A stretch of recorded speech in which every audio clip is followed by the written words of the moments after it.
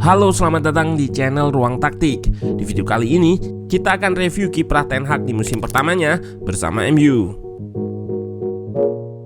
Jika kita simpulkan, musim lalu merupakan musim roller coaster bagi Ten Hag. Pelatih asal Belanda ini direkrut dari Ajax untuk menggantikan Ralf Rangnick yang diplot sebagai pelatih sementara pasca dipecatnya Ole Gunnar Solskjaer di pertengahan musim sebelumnya. Ten Hag dianggap memiliki ide filosofi sepak bola menyerang dengan mengandalkan permainan progresif dan dominasi possession selama ia menukangi Ajax Amsterdam. Namun di MU, ia mengemban tugas yang gak mudah. Ten Hag diharapkan mampu mengangkat performa MU yang naik turun dan bermain di luar DNA-nya sebagai tim besar semenjak ditinggalkan oleh Sir Alex Ferguson. Pun begitu, meski nggak berjalan mulus dan masih terlihat inkonsisten, musim pertama Ten Hag bisa dikatakan cukup berhasil dengan membawa MU finish di posisi ketiga, mencapai final FA Cup, dan mengakhiri puasa gelar MU selama 6 tahun dengan meraih trofi Carabao Cup. Langkah pertama yang dilakukannya merombak skuad yang diisi oleh pemain-pemain peninggalan Ole. Ia mendatangkan beberapa pemain yang bisa menerapkan taktiknya di atas lapangan. Pada jendela transfer musim lalu, manajemen MU menggelontorkan dana yang gak sedikit. Lebih dari 200 juta euro dikeluarkan untuk merekrut pemain-pemain yang bisa melancarkan penerapan taktik Ten Hag. Lisandro Martinez, anak asuhnya di Ajax, menjadi salah satu pemain yang secara khusus diminta oleh Ten Hag untuk didatangkan. Bek asal Argentina ini memiliki kemampuan distribusi bola yang sangat berguna di fase build-up MU. Lisandro ditebus dengan harga 57 juta euro. Christian Eriksen, seorang gelandang kreatif, juga direkrut dengan status free transfer. Namun ternyata permasalahan setan merah terlalu pelik. Kedatangan Lisandro dan Eriksen belum cukup untuk menambal problem MU. Debut di EPL, Ten Hag harus menelan pil pahit dengan 2 kekalahan. Skor 1-2 dari Brighton dan kekalahan telak 4-0 dari Brentford. Di 2 laga ini terlihat MU mulai bermain dengan build-up konstruktif ala Ten Hag di Ajax. Namun eksekusinya masih belum sempurna. Kesalahan-kesalahan mendasar seperti body shape, timing umpan, dan positioning menjadi penyebab kebobolan. Selain itu, MU juga nampak rentan dalam situasi transisi menyerang ke bertahan. Untuk mengatasi masalah transisi bertahan ini, MU mendatangkan Casemiro yang merupakan salah satu gelandang terbaik. Ia memiliki kemampuan untuk mengcover ruang lebar di lini tengah dan juga sebagai filter pertama sebelum serangan lawan masuk di lini pertahanan. 70 juta euro digelontorkan untuk memboyongnya dari Real Madrid. Anthony yang berposisi sebagai winger juga didatangkan untuk memperkuat lini serang MU. Dengan tambahan amunisi pemain ini, perubahan positif mulai nampak. Struktur dan positioning pemain-pemain terlihat lebih ideal saat melakukan build up atau bangun serangan. Triangle shape atau segitiga umpan sering dibentuk untuk melakukan kombinasi umpan cepat 1-2 sentuhan. MU juga improve dalam aspek high pressing yang kerap dilakukan untuk menghambat build up lawan. Pun begitu, di musim pertamanya ini, Ten Hag belum bisa sepenuhnya mengaplikasikan ide taktikalnya seperti di Ajax secara menyeluruh karena beberapa hal. Komposisi pemain yang nggak semuanya bisa menerapkan taktiknya mengharuskan Ten Hag melakukan penyesuaian taktik. Di sini terlihat kemampuan Ten Hag dalam melakukan adaptasi atau penyesuaian taktik dengan kapasitas pemain-pemainnya.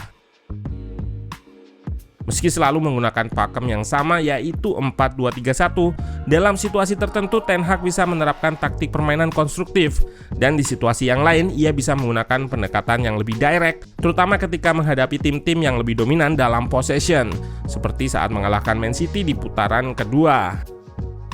Nggak jarang, Ten Hag juga melakukan pergantian pemain di tengah pertandingan yang menjadi kunci kemenangan MU.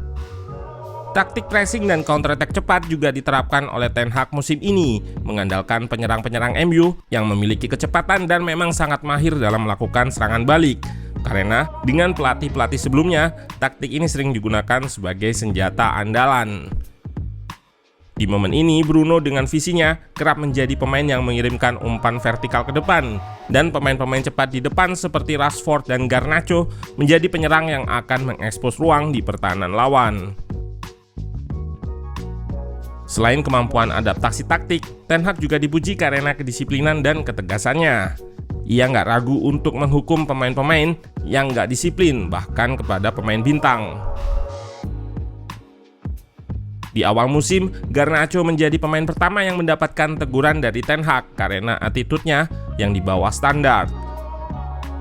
Lalu ada Rashford yang terlambat datang ke tim meeting, dihukum dengan di bangku cadangkan di laga versus Wolves, meskipun ia berada dalam performa terbaiknya. Dan yang paling fenomenal adalah saat ia memutuskan untuk mendepak mega bintang Cristiano Ronaldo yang beberapa kali melanggar kedisiplinan. Puncaknya saat ia melakukan interview kontroversial dengan Piers Morgan. Melewati setengah musim dengan catatan yang cukup baik, yaitu berada di 4 besar dan masih bermain di 4 kompetisi, puncaknya MU berhasil menjuarai Carabao Cup, buka puasa gelar setelah 6 tahun lamanya. Lalu performa MU mulai kembali mengalami inkonsistensi seiring badai cedera yang menerjang timnya. Eriksen, Garnacho, Martial, Rashford, dan Varane dihantam cedera yang harus absen beberapa laga, dan diperparah oleh cederanya bek andalan Lisandro Martinez yang menjadikannya mengakhiri musim lebih cepat. Pada fase ini, Ten Hag kembali menunjukkan kemampuannya untuk menemukan solusi. Ia mengubah posisi Bruno menjadi gelandang bertahan dan Luke Shaw menjadi center back kiri untuk menggantikan peran dan posisi Eriksen serta Lisandro Martinez. Selain itu, musim ini MU juga menemui masalah dalam hal finishing. Total di EPL Setan Merah hanya mencetak 58 gol dari keseluruhan nilai XG yang mencapai 71,9. Dengan ketegasan, kedisiplinan, kemampuan adaptasi, dan kemampuan untuk menemukan solusi, Ten Hag berhasil membawa MU finish di peringkat 3, melaju ke final FA Cup, dan meraih trofi Carabao Cup. Ten Hag juga bisa mengangkat performa pemain-pemain MU yang sebelumnya sempat meredup, seperti Rashford dan Wan-Bissaka. Untuk Rashford, musim ini ia berhasil mencetak 30 gol, selisih jauh dari musim lalu yang hanya bisa cetak 5 gol. Tantangan musim depan untuk semakin mematangkan taktiknya di MU, Ten Hag akan kembali melakukan perubahan pada skuadnya. Yang utama tentu di posisi penyerang. MU membutuhkan seorang penyerang tengah yang klinis dan produktif untuk menyumbangkan banyak gol. MU sudah dikaitkan dengan beberapa nama seperti Gonzalo Ramos dari Benfica, Rasmus Højlund dari Atalanta, dan Harry Kane dari Spurs. Dengan permainan build up dari bawahnya, Ten Hag juga membutuhkan kiper dengan kemampuan distribusi yang lebih baik dari De Gea. Di posisi ini, MU dikabarkan mendekati kiper Inter Milan, Andre Onana, yang memiliki kemampuan distribusi sesuai dengan kualifikasi Ten Hag.